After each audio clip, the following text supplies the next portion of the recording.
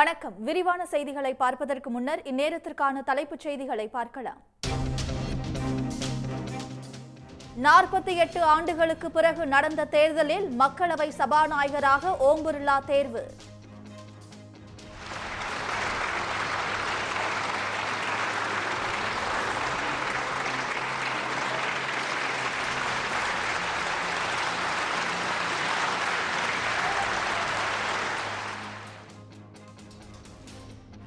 நாடாளுமன்றத்தில் அனைத்து கட்சியினருக்கும் சமமான வாய்ப்பு வழங்க வேண்டும் என்று ராகுல் காந்தி உள்ளிட்டோர் வலியுறுத்தல்.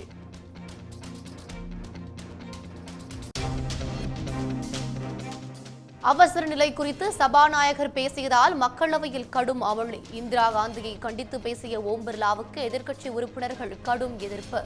तत्कालीन प्रधानमंत्री श्रीमती इंदिरा गांधी ने देश में इमरजेंसी लगाई और बाबा साहब अम्बेडकर द्वारा निर्मित संविधान पर प्रचंड प्रहार किया था।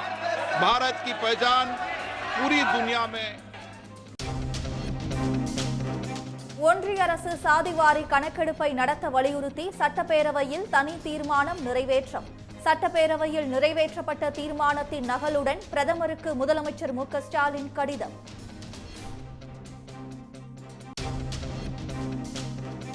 சட்டப்பேரவையிலிருந்து நடப்பு கூட்டத்தொடர் முழுவதும் அதிமுக எம்எல்ஏக்கள் சஸ்பெண்ட். 4வது நாளாக அமளியில் ஈடுபட்டதால் நடவடிக்கை.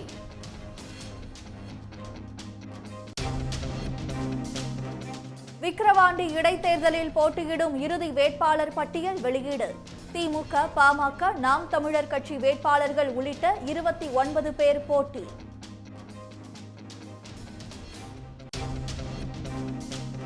நெல் கொள்முதலுக்கான ஊக்கத்தொகையை உயர்த்தி முதலமைச்சர் மு க ஸ்டாலின் அறிவிப்பு.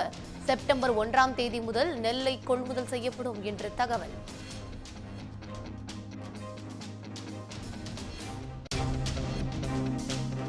உதகை, கூடலூர், வால்பாறை, கோவை, கன்னியாகுமரியில் கனமழை. ஆறுகளில் வெள்ளம் மற்றும் மண் சரிவால் இயல்பு வாழ்க்கை பாதிப்பு.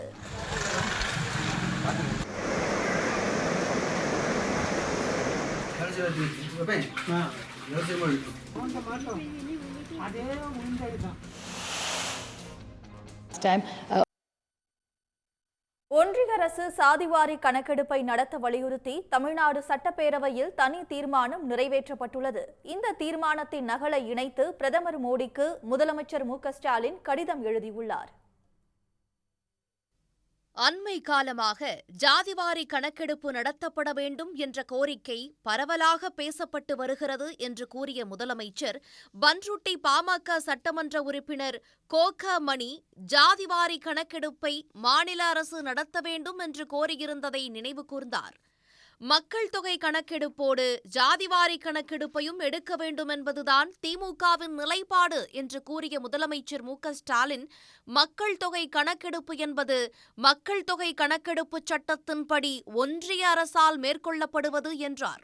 பரவலாக பேசப்படுவது போல புள்ளிவிவரச் சட்டம் 2008 அடிப்படையில் மாநில அரசு ஜாதிவாரி கணக்கெடுப்பை மேற்கொள்ள முடியாது என கூறிய அவர், இந்த சட்டத்தின்படி சமூக பொருளாதார புள்ளி விவரங்களை மட்டுமே மாநில அரசு சேகரிக்க முடியும் என்றும் ஜாதிவாரி கணக்கெடுப்பை மேற்கொள்ள முடியாது என்றும் தெளிவுபடுத்தினார். சாதிவாரி கணக்கெடுப்பு மேற்கொள்ளப்பட வேண்டும் என்பதுதான் திராவிட முன்னேற்ற கழகத்தினுடைய கருத்தும் என்பதை முதலில் இங்கு தெரிவித்துக் கொள்கிறேன். பொதுவெளியில் சில தவறாக புரிந்து கொள்ளும்படி 2008ஆம் ஆண்டு புள்ளி விவரங்கள் சேகரிக்கும் சட்டத்தின் கீழ் சாதிவாரி மக்கள் தொகை கணக்கெடுப்பு மேற்கொள்ள இயலாது. சட்டப்படியாக நிலைக்கக்கூடிய கணக்கெடுப்பு என்றால் அது ஒன்றிய சட்டமான மக்கள் தொகை கணக்கெடுப்பு சட்டத்தின் கீழ் தான் மேற்கொள்ள வேண்டும். எனவேதான் இப்பணியை ஒன்றிய அரசு மேற்கொள்வதுதான் முறையாக இருக்கும் என்று நாங்கள் வலியுறுத்தி வருகிறோம்.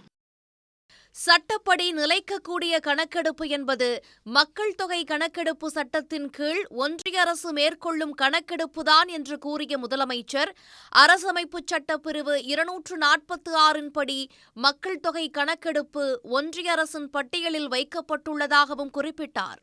10 ஆண்டுகளுக்கு ஒருமுறை மேற்கொள்ளப்பட வேண்டிய மக்கள் தொகை கணக்கெடுப்பை 2021ஆம் ஆண்டு ஒன்றிய அரசு நடத்தியிருக்க வேண்டிய நிலையில் கொரோனா பெருந்தொற்றை காரணம் காட்டி இதுவரை காலம் தாழ்த்தி வருவதாகவும் தெரிவித்தார். மக்கள் தொகை கணக்கெடுப்புடன் சேர்த்து ஜாதிவாரி கணக்கெடுப்பையும் உடனடியாக நடத்த வலியுறுத்தி கடந்த அக்டோபர் மாதம் 22ஆம் தேதி பிரதமருக்கு கடிதம் எழுதியிருப்பதையும் அவர் சுட்டிக்காட்டினார். ஒன்றிய அரசு மேற்கொள்ளும் கணக்கெடுப்பின் அடிப்படையில் மாநில அரசு எடுக்கும் முடிவுகள் சட்டங்களுக்கே சட்ட ரீதியான பாதுகாப்பு உள்ளதாக தெரிவித்த முதலமைச்சர் மு.க.ஸ்டாலின், மாநில அரசுகள் சர்வே என்ற பெயரில் புள்ளி விவரங்களை சேகரித்து சட்டங்களை இயற்றினால் பின்னாளில் நீதிமன்றத்தால் ரத்து செய்யப்பட வாய்ப்புள்ளதையும் விளக்கினார். சட்டப்பேரவையில் தொடர்ந்து 4வது நாளாக அமளியில் ஈடுபட்ட அதிமுக எம்எல்ஏக்கள் கூட்டத்தொடர் முழுவதும் சஸ்பெண்ட் செய்யப்பட்டுள்ளனர். சட்டப்பேரவை நடவடிக்கைகளை ஒத்திவைத்துவிட்டு கள்ளக்குறிச்சி விவகாரம் குறித்து விவாதம் நடத்துமாறு அதிமுக உறுப்பினர்கள் அமளியில் ஈடுபட்டனர். பேரவை விதிகளின்படி விவாதம் நடத்தப்படும் என்று சபாநாயகர் அப்பாவு தெரிவித்த போதும் அவர்கள் சபாநாயகர் இருக்கை முன்பாக அமர்ந்து கூச்சலிட்டனர். இதனால் அவர்களை சபையில் இருந்து வெளியேற்ற சபாநாயகர் உத்தரவிட்டார். இதைத் தொடர்ந்து அவை அலுவல்களை நடத்தவிடாமல் அமளியில் ஈடுபட்ட அதிமுக எம்எல்ஏக்களை கூட்டத்தொடர் முழுவதும் சஸ்பெண்ட் செய்ய வேண்டும் என்ற தீர்மானத்தை அவை முன்னவர் துரைமுருகன் முன்மொழிந்தார். சபாநாயகர் குரல் வாக்கெடுப்பு நடத்தப்பட்டு தீர்மானம் நிறைவேறியதைத் தொடர்ந்து கூட்டத்தொடர் முழுவதும் அதிமுக எம்எல்ஏக்களை சஸ்பெண்ட் செய்து உத்தரவு பிறப்பித்தார். இந்த கூட்டத்தொடர் முடிகின்ற வரையுள்ள எஞ்சிய நாட்களுக்கு கோஷமிட்டு இந்த அவையிலே வந்து அதிமுக சார்பாக நம்முடைய ஐயா எதிர்க்கட்சித் தலைவர் எடப்பாடி பழனிசாமி அவர்கள் தலைமையில் இங்கே வருகை தந்து வெளியே சென்ற அனைத்து உறுப்பினர்களும் எஞ்சிய நாட்களுக்கு இந்த கூட்டத்தொடர் முழுமைக்கும் இந்த அவையிலே பேரவை பணிகளில் கலந்து கொள்ளக்கூடாது என்ற உத்தரவை பிறப்பிக்கின்றேன். பின்னர் பேசிய முதலமைச்சர் மு.க.ஸ்டாலின், எதிர்க்கட்சியாக செயல்பட வேண்டிய அதிமுகவினர் மக்களுக்கு ஆற்ற வேண்டிய ஜனநாயக கடமையை நிறைவேற்றவில்லை என்றும் வீண் விளம்பரம் தேடுவதிலேயே குறியாக உள்ளனர் என்றும் கூறினார். எதிர்க்கட்சித் தலைவருக்கு பேச வாய்ப்பளிப்பதாக கூறியும் அதை ஏற்காமல் வெளியே சென்று பேசுவது அவை மாண்புக்கு ஏற்புடையது அல்ல என்று கூறிய முதலமைச்சர், கள்ளக்குறிச்சி சம்பவம் குறித்து உண்மையான அக்கறையுடன் உரிய நடவடிக்கைகளை அரசு மேற்கொண்டு வருகிறது என்றார். வெளியில் சென்று பேசுவது என்பது இந்த பேரவையினுடைய மாண்புக்கும் மரபுக்கும் ஏற்புடைய செயல் அல்ல. பிரதான எதிர்க்கட்சியாக செயல்பட வேண்டிய அதிமுக மக்களுக்கு ஆற்ற வேண்டிய ஜனநாயக கடமை ஆற்றாமல் வீண் விளம்பரத்தை தேடுவதிலேயே முனைப்பாக உள்ளது. ஆனால் இந்த துயர சம்பவம் குறித்து உண்மையான அக்கறையுடன் உரிய நடவடிக்கைகளை இந்த அரசு மேற்கொண்டிருக்கிறது. பேரவைக்கு வெளியே செய்தியாளர்களை சந்தித்த எடப்பாடி பழனிசாமி, கள்ளக்குறிச்சி விவகாரம் குறித்து பேரவையில் விவாதம் நடத்த அனுமதிக்காதது ஏமாற்றம் அளிப்பதாக கூறினார். இதை விட முக்கியமான பிரச்சனை என்ன இருக்குது? இதை கூட மக்களுடைய பிரச்சனை, மக்களுடைய உயிருக்கு போராடி கொண்டிருக்கிறார்கள். அவருடைய பிரச்சனையை சட்டமன்றத்திலே விதியின் கீழ் நாங்கள் எழுப்பதற்கு அனுமதி கொடுக்க மறுக்கின்றார்கள். வலுக்கட்டாயமாக எங்களை வெளியேற்றிருக்கின்றார்கள். இது வேதனையும் வருத்தத்தையும் அளிக்கின்றது. இதைத் தொடர்ந்து கேள்வி நேரத்தின் போது உறுப்பினர்கள் எழுப்பிய கேள்விகளுக்கு அமைச்சர்கள் பதில் அளித்தனர். டெண்டர் முறைகேடு வழக்கில் தம்மை நிரபராதி என்று நீதிமன்றம் விடுவித்து விட்டதை போன்று எடப்பாடி பழனிசாமி பேசிக் கொண்டிருப்பதாக திமுக அமைப்பு செயலாளர் RS பாரதி விமர்சனம் செய்துள்ளார். விக்கிரவாண்டி இடைத்தேர்தல் முடிந்ததும் இந்த வழக்கில் மேல்முறையீடு செய்ய இருப்பதாக அவர் தெரிவித்துள்ளார். கள்ளக்குறிச்சி விஷச்சாராய வழக்கை சிபிஐக்கு மாற்ற வேண்டும் என்று வலியுறுத்தி வரும் அதிமுக பொதுச் செயலாளர் எடப்பாடி பழனிசாமிக்கு திமுக அமைப்பு செயலாளர் RS பாரதி பதில் அளித்துள்ளார். சென்னை அண்ணா அறிவாலயத்தில் பேட்டியளித்த RS பாரதி, எடப்பாடி பழனிசாமி மீது தொடரப்பட்ட 4800 கோடி ரூபாய்க்கான டெண்டர் முறைகேடு வழக்கை தாம் வாபஸ் பெற்றதாக கூறுவதை திட்டவட்டமாக மறுத்தார். டெண்டர் வழக்கில் நீதிமன்றத்தால் நிரபராதி என்று விடுவிக்கப்பட்ட உத்தம புத்திரர் போல் எடப்பாடி பழனிசாமி பேசுவதாக RS பாரதி விமர்சித்தார். வழக்கு உச்சநீதிமன்றத்தில் டெண்டர் வழக்கு இருந்தபோது ஓடி சென்று இடைக்கால தடை வாங்கிவிட்டு தாம் தடை வாங்கவில்லை என்று பச்சை பொய்யை எடப்பாடி பழனிசாமி கூறுவதாக RS பாரதி சாடியுள்ளார். டெண்டர் முறைகேடு வழக்கு முடியவில்லை என்றும் விக்கிரவாண்டி இடைத்தேர்தலுக்கு பின்னர் எடப்பாடிக்கு எதிராக மேல்முறையீடு செய்யப்படும் என்றும் RS பாரதி கூறியுள்ளார். இப்பொழுது அவர் சவால் விட்டுவிட்ட காரணத்தினால் விக்கிரவாண்டி தேர்தல் முடிந்தவுடன் என்னுடைய வழக்கறிஞர் NR இளங்கோ அவர்களுடைய ஆலோசனை பெற்று தலைவருடைய அனுமதி பெற்று இந்த வழக்கை நான் தொடர இருக்கிறேன் என்பதை உங்கள் மூலமாக எடப்பாடிக்கு தெரிவித்துக் கொள்கிறேன். அவர் சவால் விடலாம், 1000 சவால் விடலாம், ஆனால் சட்டத்தின் முன் அவர் தப்பிக்க முடியாது. ஏதோ நேற்றைக்கு சொல்கிறார், நான் நிரபராதி என்று நிரூபித்து விட்டு வந்தேன். எங்கே நிரபராதின்ட்டு வந்த கூண்டுகளை சாட்சியே விசாரிக்கல, கோர்ட் தள்ளுபடி செஞ்சிருச்சு. ஆனால் அந்த ஆப்ஷன் எனக்கு கொடுத்துட்டாங்க. இப்போ நான் கூண்டிலே சாட்சிகளை ஏற்றுவேன், நீங்கள் குறுக்கு விசாரணை பண்ணுங்கள். எப்படி ஜெயலலிதாவுக்கு கடைசியிலே கிடைத்ததோ அதுபோல நிச்சயமாக எடப்பாடி கிடைக்கும் என்பதை நான் பணிவோடு தெரிவித்துக் கொள்கிறேன். விஷச்சாராய வழக்கை CBI விசாரணை நடத்தினால் காலதாமதம் ஏற்படும் என்பதால் தான் CBCID விசாரணைக்கும் ஒரு நபர் ஆணையம் அமைத்தும் உத்தரவிடப்பட்டுள்ளது என்று RS பாரதி விளக்கமளித்தார். 2016ஆம் ஆண்டு கண்டெய்னரில் 570 கோடி ரூபாய் பறிமுதல் செய்யப்பட்ட வழக்கை விசாரிக்கும் CBI இன்னும் முதல் தகவல் அறிக்கையை கூட பதிவு செய்யவில்லை என்பதை RS பாரதி சுட்டிக்காட்டினார். அந்த பணம் யாருடையது என்று கூட இதுவரை CBI கூறவில்லை என்பதையும் RS பாரதி சுட்டிக்காட்டியுள்ளார். மதுபான கொள்கை முறைகேடு வழக்கில் டெல்லி நீதிமன்றத்தில் ஆஜர்படுத்தப்பட்ட முதலமைச்சர் அரவிந்த் கெஜ்ரிவாலுக்கு உடல்நலக்குறைவு ஏற்பட்டதை அடுத்து முதலுதவி சிகிச்சை வழங்கப்பட்டது.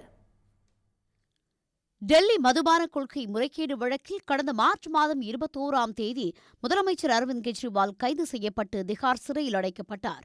இதனையடுத்து அவருக்கு கடந்த வாரம் டெல்லி சிறப்பு நீதிமன்றம் ஜாமீன் வழங்கியது. இந்த உத்தரவை எதிர்த்து அமலாக்கத்துறை தாக்கல் செய்த மேல்முறையீட்டு மனுவை விசாரித்த டெல்லி உயர்நீதிமன்றம் கெஜ்ரிவாலுக்கு வழங்கப்பட்ட ஜாமீனுக்கு தடை விதித்தது. தொடர்ந்து டெல்லி ரோஸ் அவென்யூ நீதிமன்றத்தில் சிறப்பு நீதிபதி முன்பு ஆஜர்படுத்தப்பட்ட கெஜ்ரிவாலை நீதிபதி அனுமதியுடன் CBI போலீசார் இன்று முறைப்படி கைது செய்தனர். அப்போது அவருக்கு திடீரென உடல்நலக்குறைவு ஏற்பட்டது. ரத்தத்தில் சர்க்கரை அளவு குறைந்ததால் நீதிமன்ற அறையிலிருந்து வெளியே கொண்டு செல்லப்பட்டார். பின்னர் அவருக்கு உடனடியாக முதலுதவி சிகிச்சை அளிக்கப்பட்டது. இதற்கிடையே ஜாமீன் தொடர்பாக ஹைகோர்ட் தடையை எதிர்த்து உச்சநீதிமன்றத்தில் தாக்கல் செய்த மனுவை கெஜ்ரிவால் தரப்பு திரும்பப் பெற்றுள்ளது. கெஜ்ரிவாலை 5 நாட்கள் காவலில் எடுத்து விசாரிக்க கோரி CBI தொடர்ந்த மனு மீதான உத்தரவை டெல்லி ரோஸ் அவென்யூ நீதிமன்றம் ஒத்திவைத்துள்ளது. சேலம் பெரியார் பல்கலைக்கழக தொழிலாளர் சங்க நிர்வாகிகளை சட்டவிரோதமாக பணி நீக்கம் செய்த புகாரில் குற்ற வழக்கு பதிவு செய்வது குறித்த விசாரணைக்கு ஆஜராகுமாறு துணைவேந்தர் ஜெகநாதனுக்கு சம்மன் அனுப்பப்பட்டுள்ளது. சேலம் பெரியார் பல்கலைக்கழக தொழிலாளர் சங்க நிர்வாகிகளான கனிவண்ணன், சக்திவேல், கிருஷ்ணவேணி மற்றும் செந்தில்குமார் ஆகியோர் போராட்டத்தில் ஈடுபட்டதாக பணியிடை நீக்கமும் பின்னர் பணி நீக்கமும் செய்யப்பட்டனர். சென்னை தொழிலாளர் தீர்ப்பாயத்தில் பணி நிரந்தர வழக்கு நிலுவையில் உள்ள நிலையில் அந்த ஆணையத்தின் முன் அனுமதி பெறாமல் பணியிடை நீக்கமோ பணி நீக்கமோ செய்ய இயலாது. ஆனால் விதிகளுக்கு முரணாக துணைவேந்தர் ஜெகநாதனும் பேராசிரியர் பாலகுருநாதனும் சங்க நிர்வாகிகள் சக்திவேல் உள்ளிட்ட 4 பேரை பணி நீக்கம் செய்ததாக புகார் எழுந்தது. இதனை எதிர்த்து பாதிக்கப்பட்ட சங்க நிர்வாகிகள் பெரியார் பல்கலைக்கழக துணைவேந்தர் உள்ளிட்டோர் மீது குற்றவியல் வழக்கு தொடர வேண்டும் என்று தொழிலாளர் நல ஆணையரிடம் முறையிட்டனர். அரசு சார்பில் பல்கலை துணைவேந்தர் ஜெகநாதன் மீது குற்றவியல் வழக்கு தொடரும் முன்பு இருதரப்பினரிடமும் கருத்து கேட்கப்படுகிறது. பல்கலை துணைவேந்தர் ஜெகநாதன், பேராசிரியர் பாலகுருநாதன் மற்றும் சங்கத்தின் செயலாளர் சக்திவேல் ஆகியோர் ஜூலை 16ஆம் தேதி சென்னை தலைமை செயலகத்தில் நேரில் ஆஜராகி கருத்துக்களை முன்வைக்க கூடுதல் தலைமை செயலர் உத்தரவிட்டுள்ளார். கும்பகோணம் அடுத்த நாச்சியார் கோவில் அருகே படைப்புழுவை அழிக்க ட்ரோன் மூலம் பூச்சி மருந்து தெளித்ததால் 10 ஏக்கர் பருத்தி சாகுபடி காய்ந்து விட்டதாக விவசாயிகள் வேதனை தெரிவித்திருக்கின்றனர். நாச்சியார் கோவில் அருகே ஏனாநல்லூர் சுற்று வட்டாரத்தில் 100 ஏக்கரில் பருத்தி சாகுபடி செய்யப்பட்டுள்ளன. இந்த நிலையில் சின்னதுரை, பரசுராமன், சுபா ஆகிய 3 விவசாயிகள் சாகுபடி செய்துள்ள பருத்தி செடியை தாக்கிய படைப்புழுவை அழிக்க ட்ரோன் மூலம் பூச்சி மருந்து தெளிக்கப்பட்டது. பூச்சி மருந்து தெளித்த 2 நாட்களில் பருத்தி செடியில் இருந்த காய்கள் காய்ந்தன. தனியார் மருந்து கடையில் பூச்சி மருந்து வாங்கியதாக கூறியுள்ள விவசாயிகள் மருந்தின் தரம் குறித்து அரசு ஆய்வு செய்ய வேண்டும் என்று கோரிக்கை விடுத்துள்ளனர். மேலும் ஏக்கருக்கு 30,000 ரூபாய் இழப்பு ஏற்பட்டுள்ளதால் இவற்றை அரசு வழங்க வேண்டும் என்று கோரிக்கை விடுத்துள்ளனர். இதுவரை நாங்கள் ஏக்கருக்கு 60,000 ரூபாய்க்கு மேலே செலவு பண்ணியிருக்கோம். வயல் அன்னியில் உர செலவு, அந்த மருந்து செலவு மட்டுமே 60,000 ரூபாய் பண்ணியிருக்கோம். ஒன்றும் இதில் ஒன்றும் கிடைக்காத பிறகு வயலே சுத்தமாக பட்டு போச்சுங்க. ஒன்றுமே எடுக்கல. அதில் நாங்கள் 60,000 ரூபா கொடுத்து செலவு பண்ணி வயலும் காஞ்சி போச்சு. எங்களை விவசாயம் இதை வச்சு தான் நாங்கள் அடுத்த நடவு நடணும், விவசாய வேலை பார்க்கணும். 10 ஏக்கர் பரப்பில் ட்ரோன் மூலம் பூச்சி மருந்து தெளிக்க ஏக்கருக்கு 1,500 ரூபாய் செலவிட்டதாக விவசாயிகள் கூறியுள்ளனர். பருத்தி சாகுபடி செய்துள்ள விவசாய நிலத்தில் மாற்று பயிர் சாகுபடி செய்ய வேளாண் துறையினர் அறிவுறுத்தியுள்ளதாக அவர்கள் தெரிவித்துள்ளனர். உடனுக்குடன் செய்திகளை தெரிந்து கொள்ள சன் நியூஸ் பெல் ஐகானை கிளிக் பண்ணுங்க.